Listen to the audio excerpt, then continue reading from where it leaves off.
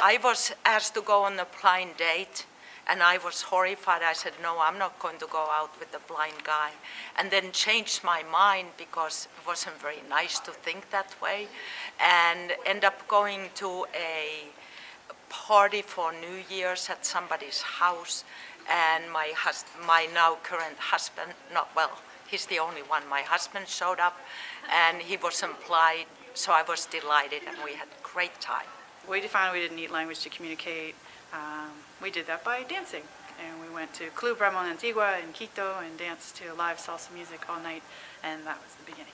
I knew Nicole was the one for me when I was talking with a friend in the library at UVA, and this really attractive girl with this gigantic cloud of dark hair came walking toward me. My IQ dropped like 60 points.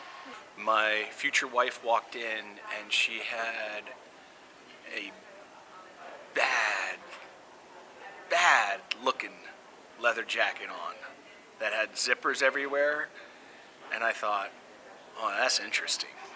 So we were walking on the beach, and he had the cutest feet. And I said, oh, that's the guy I want to spend the rest of my life with. I look at her, she looks at me, she looks back to her uncle, and she says, hey, this is the guy I'm going to marry. Okay. I knew the minute I met him. Okay. How so? And he made me laugh really hard. And that was it.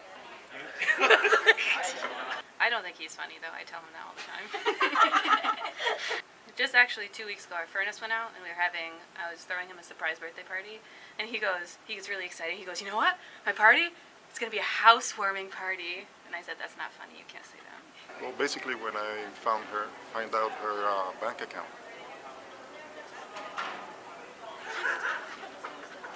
At a certain point in the game, a piece of paper that had my handwriting on it was pulled out of the jar, and it was revealed what I'd written.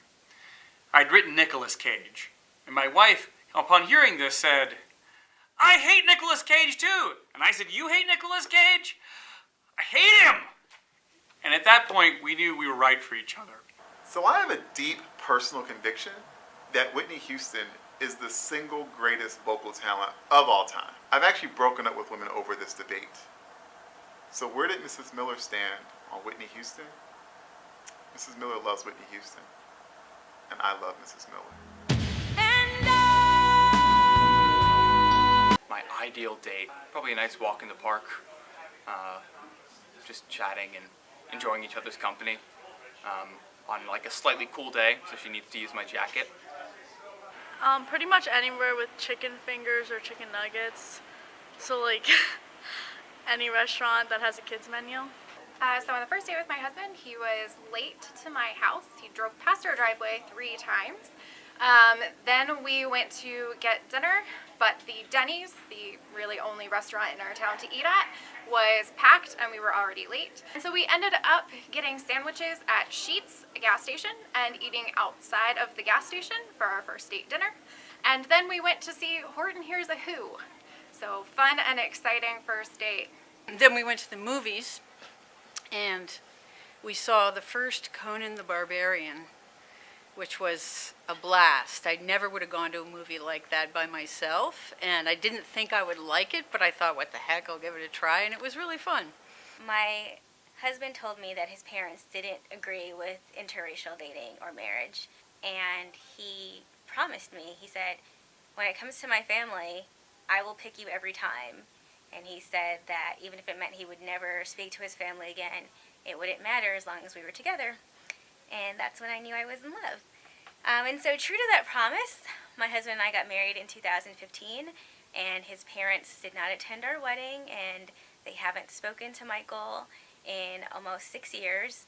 But in the end, we're together, and we're in love, and we have a happy ending.